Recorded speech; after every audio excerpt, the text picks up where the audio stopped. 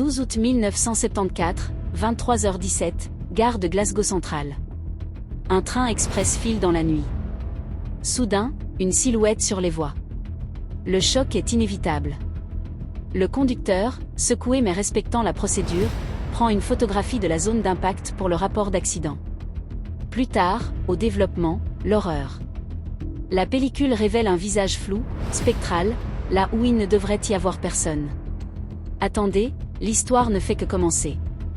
24 mois plus tard, jour pour jour, ce même visage réapparaît, imprimé sur une pellicule totalement neuve, dans ce même train. Comment est-ce possible? Plongeons dans les faits, rien que les faits. Le 12 août 1974, à 23h17, à la gare de Glasgow Central, un incident a bien été signalé. Le rapport officiel de la British Rail existe, il est dans les archives. Il documente le témoignage du conducteur, un homme expérimenté et respecté, qui a déclaré avoir heurté une personne sur la voie. Une enquête a été menée, mais aucun corps n'a jamais été retrouvé. Aucune personne disparue n'a été signalée dans la région cette nuit-là. L'affaire a été classée comme une collision avec un objet non identifié. Mais il y avait cette photo. La photo prise par le conducteur juste après l'impact. Les experts de l'époque l'ont analysée. Ils ont confirmé la présence d'une anomalie sur le cliché, une forme indistincte qui, avec beaucoup d'imagination, pouvait ressembler à un visage humain déformé par le mouvement et la faible lumière. La photo a été rangée, l'incident presque oublié, catalogué comme une hallucination due au choc et à la fatigue. L'esprit humain joue des tours, n'est-ce pas? C'est ce que tout le monde a conclu. Mais la vérité est parfois bien plus étrange. 2 ans s'écoulent. Nous sommes le 12 août 1976. Par une coïncidence qui défie l'entendement, le même conducteur est aux commandes du même train, sur la même ligne. Pour une raison qu'il ne s'explique à lui-même, il décide de prendre une photo de sa cabine vide, peut-être pour tester un nouvel appareil photo, peut-être par une intuition inexplicable. Il utilise une pellicule neuve, fraîchement sortie de sa boîte scellée. Il prend la photo, continue son service, et oublie cet instant. Quelques jours plus tard, il fait développer le rouleau. La plupart des photos sont normales, des paysages, sa famille. Mais une seule image est différente. La photo de la cabine vide. En plein milieu du cadre, flottant près de la fenêtre, le même visage flou et angoissant qu'il y a 2 ans. Les experts sont à nouveau appelés.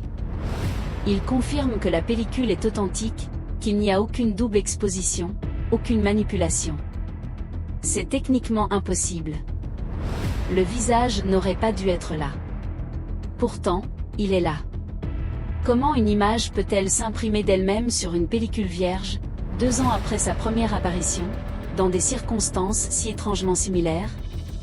Le mystère de la gare de Glasgow est né, une légende qui hante encore les couloirs du temps. Alors, fantôme, bug dans la matrice, ou autre chose? Et si la réponse se trouvait non pas dans le paranormal, mais dans les profondeurs de la psyché humaine? Certains théoriciens, s'inspirant des travaux de Freud, proposent une explication fascinante. Ce qu'ils appellent une hantise temporelle. L'idée est que le conducteur, profondément traumatisé par l'accident initial, a développé une fixation psychologique intense sur cet événement. Sa culpabilité refoulée, la peur, le choc, se sont cristallisés en une image mentale si puissante qu'elle a pu, dans des conditions de stress extrême, s'imprimer physiquement.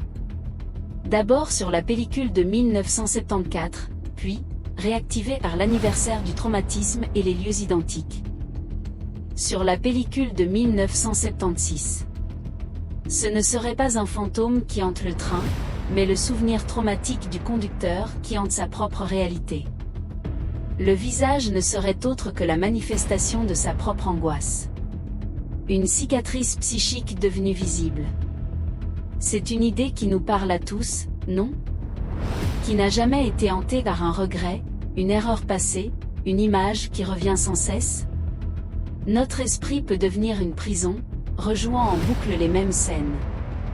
Le train de Glasgow devient alors une métaphore puissante, nous sommes tous les conducteurs de notre propre vie, parfois hantés par les fantômes de notre passé qui apparaissent sur les fenêtres de notre présent. La prochaine fois que vous serez dans un train, tard le soir, et que les lumières défileront dans la nuit, jetez un œil à la vitre. Ce que vous y verrez ne sera peut-être pas seulement votre propre reflet. Merci d'avoir regardé. Si ces mystères vous passionnent, n'oubliez pas de vous abonner et de laisser un commentaire. À très bientôt pour une nouvelle histoire.